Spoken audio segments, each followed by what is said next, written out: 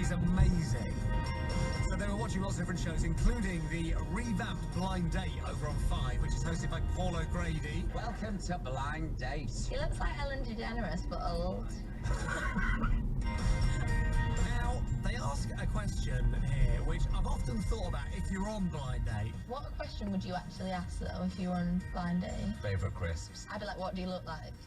Yeah. I mean, what a good question. What do you look like? Why has nobody ever asked that? I know, it's perfect. Just get to the point, right? I think Liv is going to be the star of that show. It's either her or Ryland's mum.